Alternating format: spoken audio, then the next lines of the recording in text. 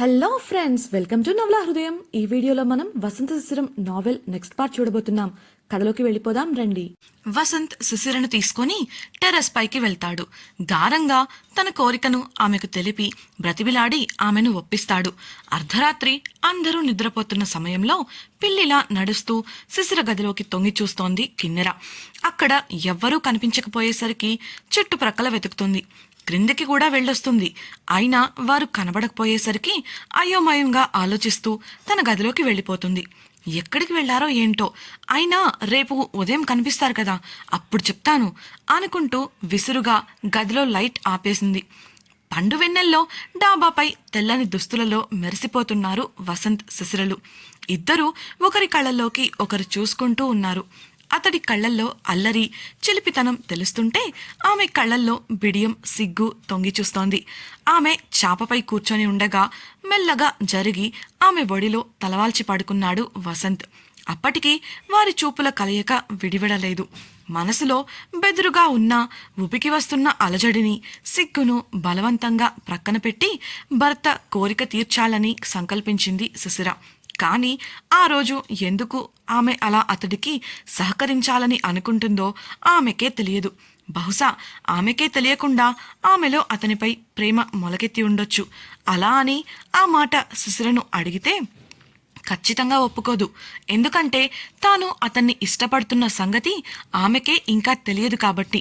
మెల్లిగా అతడిచ్చిన 2 తమలపాకు చిలకలలో ఒకదాన్ని నోటితో అందుకొని అతడి కళ్ళల్లోకి చూస్తూ ఒడిలో పడుకున్న వసంత్ ముఖం దగ్గరగా వెళ్ళింది.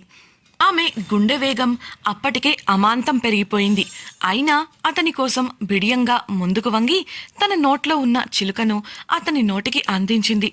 ఆమె అతి దగ్గరగా వచ్చే వరకు ఆగి సున్నితంగా ఆమె పెదవులను తన పెదవులతో స్పృశిస్తూ ఆమె అందిస్తున్న చిలుకను అందుకున్నాడు వసంత్. క్షణంలో 4వ వంతు కాలం పాటులో ఆమె కళ్ళు మూసుకొని తెరవబడ్డాయి అతడి స్పర్శకు. అతడు అందుకున్న వెంటనే లేచి చూపులు తిప్పేసింది శిశిర. కళ్ళు మూసుకొని అతడిస్తున్న ముద్దును అందుకోవడం అంటేనే ఆమెకు అలజడి తారాస్థాయిలో ఉంటుంది. అలాంటిది కళ్ళల్లోకి కళ్ళు పెట్టి చూస్తూ అతడికి నోటితో చిలుకను అందించాలంటే మాటలా మరి? అదే అతడు అడిగిన కోరిక. కళ్ళల్లోకి చూస్తూ చిలకలు నోటితో తినిపించాలని. అందుకే పక్కకు చూస్తూ తన అలజడిని స్థిమితపరచుకోవడానికి ప్రయత్నిస్తుంటే ఊపిరి వేగంగా ఉండటంతో ఆమె ఎద పొంగులు తదనుగుణంగా కదులుతున్నాయి. వసంత్ లేచి కూర్చుంటూ ఆమెను చిలిపిగా చూస్తుంటే చూపులకు తాళలేక తన చేతిని అతడి కళ్లకు అడ్డుపెట్టింది శిశిర. అదే సమయంలో ఆమె మోములో సిగ్గుతో పాటు ఆమె పెదవులపై చిన్న చిరునవ్వు. అది చాలదా ఆమె అదంతా మనస్ఫూర్తిగా చేస్తోందని అర్థం చేసుకోవడానికి? ఆమె చేతిని అడ్డు తొలగించుకొని చూపును ఆమె ఒడిలో ఉన్న మరో చేతిలోని చిలకపై సారించాడు వసంత్. వంగి ఆమె చేతిలోని చిలకను నోటితో అందుకోగా కాస్త షాక్ అయ్యి అతన్ని చూసింది శిశిర. అతడే స్వయంగా చిలిపిగా చూస్తూ ఆమె నోటి దగ్గరగా తీసుకురాగా బిడియంగా అతని కళ్ళల్లోకి చూస్తూ అందుకుంది. అతడు చిలుకను పూర్తిగా వదిలేయడంతో ఆట పూర్తి కాలేదని అర్థమై అతడు కావాలనే ఉడికిస్తున్నట్లు అర్థమై చిరుకోపాన్ని ప్రదర్శించింది ఆమె. అతడు ముసిముసిగా నవ్వుతున్నా ఇచ్చిన మాట నెరవేర్చాలి కాబట్టి ఆ చిలుకను అతని నోటికి ఇవ్వబోయింది. ఆమె అతడికి పండు వెన్నెల్లో మరింత ఆకర్షణీయంగా కనిపించగా ఇంకా ఎక్కువ సమయాన్ని ఆమెతో రొమాంటిక్గా గడపాలి అనుకున్నాడు. అనుకున్నదే తడవు ఇలా ఆమెను టీస్ చేస్తూ ఉన్నాడు. శిశిర ఎంత అతడికి దగ్గరగా వస్తుందో అతడు ఆమెకు అంత దూరంగా వెనక్కు వంగుతూ ఉన్నాడు. కొంతసేపటికి శిశిర విసిగిపోయి బుంగమూతి పెడుతూ వెనక్కి జరిగి ముఖం తిప్పుకోగా ఆమెను కవ్వింపుగా చూస్తూ అతడే ఆమెకు దగ్గరగా వచ్చాడు. శిశిర నోటి నుంచి చిలుక తీసేసేంతలో ఆమె చేయి పట్టుకున్నాడు. ఆమె అతన్ని చిరుకోపంగా చూస్తుంటే బుగ్గపై ముద్దును అద్ది మెల్లగా స్పృశిస్తూ పెదవులను చేరి చిలకను సగం కొరికి తీసుకొని మిగతా సగాన్ని ముద్దు ద్వారా ఆమె నోట్లో పెట్టి దూరం జరిగాడు. ఆ పరిణామానికి శిశిర మనసులోనే మురిసిపోతూ పైకి మాత్రం అలిగినట్లుగా ముఖం తిప్పుకుంది. ఎప్పుడూ సున్నితంగా సౌమ్యంగా ఉండే వసంతే ఆమెకు తెలుసు. కానీ ఇవాళ అతడిని చూశాక మరీ ఇంత అల్లరి చేస్తారనుకోలేదు అని మనసులో అనుకోకుండా ఉండలేకపోయింది. అలకముఖంతో మరింత ముద్దుగా కనిపిస్తున్న శిశిరకు దగ్గరగా జరిగాడు వసంత్. చేతిని చీరలోంచి లోపలికి పోనిస్తూ నడుమును సుతారంగా నిమురుతుండగా శిశిర అతన్ని బెరుగ్గా చూడగా మళ్లీ జతకలిసాయి ఇద్దరి చూపులు. ఆమెను అలానే చూస్తూ మెల్లిగా ఆమెతో పాటు దిండు పైకి వాలిపోయాడు. అతడి స్పర్శ చేస్తున్న మాయలో ఉక్కిరిబిక్కిరి అవుతోంది ఆమె. ఆమెను వదలాలని కాని ఆమెకు దూరంగా వెళ్లాలని కాని అస్సలనిపించలేదు వసంత్కు.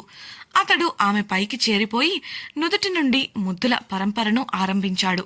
శిశిర సిగ్గు మరియు భయంతో కళ్ళు మూసుకొని దిండును చేతులతో నలిపేస్తోంది.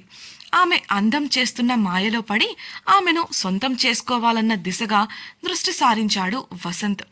ఆ మాయతో ఆమె మేను తడుముతూ మెడవంపుల్లో ముద్దులు పెడుతూ ఆమెను సంసిద్ధం చేస్తుండగా ఒక విషయం గుర్తొచ్చి అకస్మాత్తుగా ఆమె పైనుండి లేచి పక్కకు వాలిపోయాడు. తన పైనుండి వసంత్ బరువు పూర్తిగా దిగిపోవడంతో ఏ కదలిక తెలియక మత్తుగా కళ్ళు తెరిచిన శిశిరకు మనోహరమైన భావంతో ఆకాశంలోని జాబిలిని చూస్తూ కనిపించాడు వసంత్. అతడు ఎందుకు ఆగిపోయాడో అర్థం కాక నేనేమైనా తప్పుగా ప్రవర్తించానా ఏంటి, ఆయన ఎందుకు ఇంత అకస్మాత్తుగా ఆగిపోయారు అనుకుంది శిశిర. నుదుటిపై ఉన్న చిరు చెమటలను తుడుచుకుంటూ అతన్ని చూడగా అతడు ఆమె వైపు తిరిగి ఆమెను ఎదకు హత్తుకున్నాడు. ఆమె ఆశ్చర్యంగా చూస్తుంటే చిలిపిగా కళ్ళెగరేస్తూ ఏంటి రేపు బామ్మను శోభనానికి ఏర్పాట్లు చేయమని చెప్పనా అని అడగడంతో అతనికి ఆ ఉద్దేశం లేదని అర్థం చేసుకుంది శిశిర. అతడి మాటకు బుంగమూతి పెడుతూ అంతలోనే కోపంగా అతని షర్ట్ పట్టుకొని బామ్మతో ఎందుకు అబద్ధం చెప్పారు అని అడిగింది. దేని గురించి అని అడిగిన వసంత్కు మొహమాటంగా అదే మన మధ్య అది జరిగిపోయిందని, అది కూడా అందరి ముందు అని అంది శిశిర. అందుకు వసంత్ నవ్వుతూ ఆమెను ఇంకా దగ్గరకు లాక్కుంటూ అబద్ధం చెప్పానని కోపమా, అయితే దాన్ని నిజం చేసేస్తే పోలా అంటూ పెదవులను అందుకోవాలని చూడగా అతడిని దూరం నెడుతూ డియర్ ఫ్రెండ్స్, నాదొక చిన్న రిక్వెస్ట్. మీరు చేసే చిన్న లైక్ మరియు కమెంట్ నాకు కొండంత ప్రోత్సాహాన్ని ఇచ్చి మరిన్ని ఇంట్రెస్టింగ్ నావెల్స్ ని అందించేలా సపోర్ట్ ఇస్తుంది. అలాగే ఛానల్ ను సబ్స్క్రైబ్ చేయడం మరవకండి ప్లీజ్. నేను అలా అనలేదు, శోభనం వద్దని చెప్తే చాలు కదా, అలా అబద్ధం చెప్పాల్సిన అవసరం ఏంటి అని ప్రశ్నించింది. అతడు నిట్టూర్చి మై డియర్ తింగరి పెళ్ళామా అంటూ చిన్నగా తలపై మొడుతూ శోభనం వద్దు అంటే ఎందుకు వద్దు, పద్ధతి ప్రకారం జరగాలి కదా, జరిపిస్తాం అని నచ్చ చెప్పాలని ప్రయత్నించి ఒప్పించి ఏర్పాటు చేసేస్తారు. అది జరిగిపోయింది అంటే ఎలాగో మనం కలిసే ఉన్నాం కదా అన్న ఆలోచనతో మళ్ళీ దాని గురించి ఆలోచించరు. అందుకే అలా చెప్పాను. నీకు అంతలా కోపం వస్తుంటే చెప్పు, ఉదయాన్నే వెళ్ళి బామ్మతో నిజం చెప్పేస్తాలే అని అనగా చిరుకోపంగా చూసింది శిశిర. అతడు నవ్వేసి చాలా ఆలస్యమైంది, నిద్రపోదామా అని అడగగా ఇక్కడా అని ప్రశ్నించింది శిశిర. ఇక్కడేం తక్కువ, సిటీలో ఇంత మంచి వాతావరణం, అంతకు మించి నీ మంచి మూడ్ మనకు దొరుకుతుందా అని అడగగా మౌనంగా ఉండిపోయింది శిశిర. నిజం చెప్పు, నాకోసమే కదా ఈరోజు నీలో వచ్చిన ఈ మార్పు అని కళ్ళల్లోకి చూస్తూ అడగగా సమాధానం చెప్పలేక మౌనంగా తలవంచుకుంది శిశిర. అదే ఆమె అంగీకారం అని అర్థమై సంతోషంగా ఆమె నుదుటిపై ముద్దు పెట్టి thank you Shishira, good night అని అన్నాడు వసంత్. అతని కౌగిలిలో ప్రశాంతంగా కళ్ళు మూసుకుంది శిశిర. తర్వాత అతడు నిద్రపోయాడని గ్రహించి లేచి మంచినీళ్లు తాగి మళ్లీ పడుకుంది. ఉష ఇల్లు. అర్ధరాత్రి తన గదిలో గాఢ నిద్రలో ఉంది ఉష. ఆమె గది తలుపులు నెమ్మదిగా తెరుచుకోగా శబ్దం రాకుండా ఎవరో లోపలికొచ్చారు. చుట్టూ చూసి ఉష నిద్రపోతున్న మంచం వద్దకు కదిలారు. సరిగ్గా అప్పుడే గడియారం చిన్నముళ్ళు 12ను చేరుకోవడంతో హ్యాపీ బర్త్డే అంటూ అరిచారు అంతా. ఆ అరుపుకు నిద్రలో ఉలిక్కిపడి లేచిన ఉష ఎదురుగా కనిపించిన వ్యక్తిని చూసి ఆశ్చర్యపోయింది.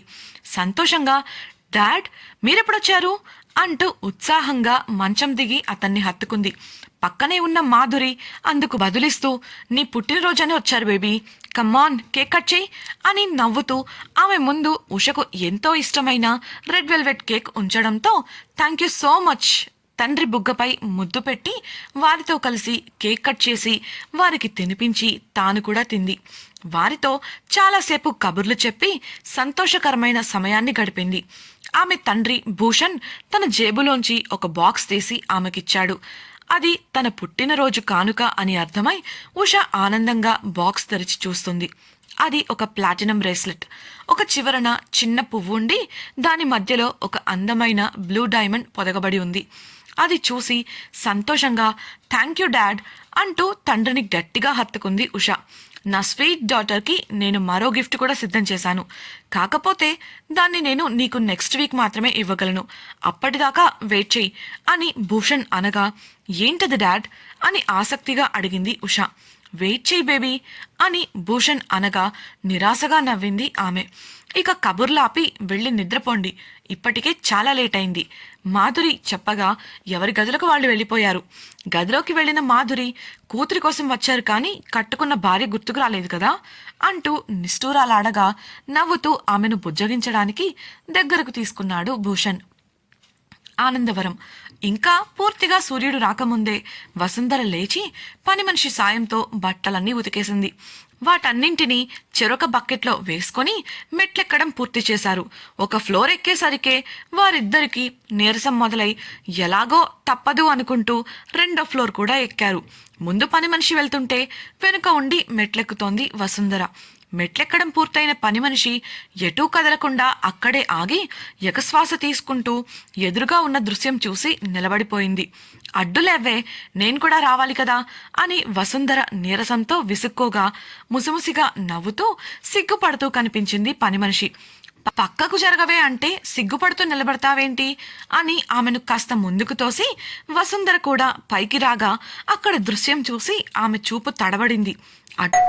డియర్ ఫ్రెండ్స్, నాదొక చిన్న రిక్వెస్ట్. మీరు చేసే చిన్న లైక్ మరియు కమెంట్ నాకు కొండంత ప్రోత్సాహాన్ని ఇచ్చి మరిన్ని ఇంట్రెస్టింగ్ నావెల్స్ ని అందించేలా సపోర్ట్ ఇస్తుంది. అలాగే ఛానల్ సబ్స్క్రైబ్ చేయడం మరవకండి ప్లీజ్.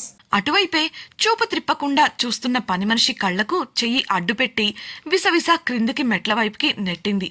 చివరిగా ఓసారి తాను కూడా ఆ వైపు చూసి ముసిముసిగా సంతృప్తిగా నవ్వుకొని పని మనిషిని లాక్కెళ్లుతూ క్రిందికి వెళ్ళిపోయింది. పూర్తిగా క్రిందికి వెళ్ళాక గాని పని మనిషి నోటికి తన చెయ్యిని అడ్డు తీయలేదు వసుంధర. పని మనిషి నవ్వుతూ ఏ మాటకు ఆ మాటే చెప్పుకోవాలి కానీ అమ్మగారు, శిశిరమ్మ గారి జంట చిలకా గోరింకల్లా చూడముచ్చటగా ఉంటారు. లేచాక దిష్టి తీయండమ్మా చెప్పేసి తన పనిలో పడిపోగా వసుంధర తాను చూసిన దృశ్యాన్ని గుర్తు చేసుకుంది. మేడ మీద ఒకరికొకరు వ్యతిరేక దిశలో పడుకొని నిద్రపోతూ కనిపించారు వసంత్, శిశిర. వసంత్ కాళ్ళు శిశిర తలవైపు ఉంటే ఆమె కాళ్ళు అతడి తల దగ్గర ఉన్నాయి. ఆమె అతడి కాళ్లపై చెయ్యి వేసి నిద్రపోతుంటే అతడు ఆమె కాళ్లను దగ్గరకు లాక్కొని గట్టిగా హత్తుకొని పడుకున్నాడు. అప్పుడప్పుడే సూర్యోదయం జరుగుతూ ఆకాశంలో వెలుగులు పరుచుకుంటూ ఉండటంతో వసుంధర కంట ఆ దృశ్యం పడింది. ఆ స్థితిలో వారిద్దరినీ చూసి ఆమెకు వారి బంధం పట్ల ఉన్న అనుమానం తొలగిపోయి సంతృప్తిగా నవ్వుకుంటూ కిచెన్లోకి వెళ్ళిపోయింది. భర్తకు కాఫీ ఇస్తున్న సమయంలో ఆమెలో కలిగిన ఈ మార్పును గమనించిన ధనుంజయ్ ఏం జరిగిందని అడగగా సమాధానం ఇవ్వకుండా మౌనంగా అక్కడి నుంచి వెళ్ళిపోయింది. పక్షుల కిలకిలారావాలతో నిద్రపోతున్న శిశిరకు మెలకువ వచ్చి కళ్ళు తెరిచింది. ఒళ్ళు విరుచుకుంటూ లేచి కూర్చున్న ఆమెకు తన కాళ్లను చుట్టుకొని నిద్రపోతున్న వసంత్ కనిపించాడు.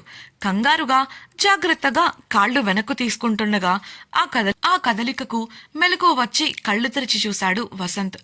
అబ్బా, కాసేపు నిద్రపోనివు శిశిర అంటూ ఆమె కాళ్లను మరింత గట్టిగా చుట్టేయగా శిశిర చిన్న స్వరంలో, వదలండి వాసుగారు, మీకు కావాలంటే దిండిస్తాను, అంతేకాని మీరు నా కాళ్ళు పట్టుకోవడం ఏంటి, అసలు ఇదేం బాలేదు అని అంది. నా పెళ్ళాం నా ఇష్టం అన్న అతన్ని ప్లీజ్ వదలండి అని బ్రతిమిలాడినట్లుగా అడిగింది శిశిర. ఏంటే నీ గోల, కాసేపు నువ్వు కూడా పడుకో కావాలంటే అని అతడు విసుక్కోగా, ఇదేమన్నా పట్నమా ఇంకా నిద్రపోవడానికి, తెల్లవారిపోయి అందరూ పనులు చేసుకుంటూ ఉంటారు, మనం ఇంకా ఇక్కడే ఉంటే ఎవరైనా వస్తారు వాసుగారు ప్లీజ్ అని వివరించింది శిశిర. అసహనంగా లేచి రాక్షసి అని ముద్దుగా కసిరి ఆమెతో పాటు అన్నీ సర్దుకొని క్రింది గదికి వెళ్ళిపోయాడు వసంత్. శిశిర స్నానానికి వెళ్ళబోతుంటే నన్ను అప్పుడే నిద్రలేపకు, ప్రశాంతంగా లీవ్ ఎంజాయ్ చేద్దామంటే కూడా కుదరటం లేదు, నేను నిద్రపోతాను, నన్ను డిస్టర్బ్ చేయకు అని చెప్పి ఒకవైపుకు తిరిగి ముడుచుకొని కళ్ళు మూసుకున్నాడు. అతడిని చూసి చిన్నగా నవ్వుకొని బాత్రూంకు వెళ్ళిపోయింది శిశిర. ఇంతకీ శిశిర ఊరిలో ఎదుర్కోబోయే ప్రమాదమేంటి? వసంత్ శిశిరకు దూరంగా ఉండటానికి కారణమేంటి? కిన్నెర ఆమె కోసం వేస్తున్న ప్లాన్స్ ఏంటి? ఉషకు భూషణ్ ఇస్తానన్న రెండో బహుమతి ఏంటి? తెలుసుకోవాలనుకుంటున్నారా? అయితే ఛానల్ను సబ్స్క్రైబ్ చేసి వసంత శిశిరం రాబోయే ఎపిసోడ్స్ని వినేయండి. అలాగే మీకు నావెల్ నచ్చినట్లయితే వీడియోని లైక్ చేసి మీ సన్నిహితులతో షేర్ చేయండి. మీ అభిప్రాయాలను మాతో పంచుకోవడం కోసం కామెంట్ సెక్షన్లో తెలియజేయగలరు. ఇట్లు మీ నవల హృదయం team. Thank you for listening.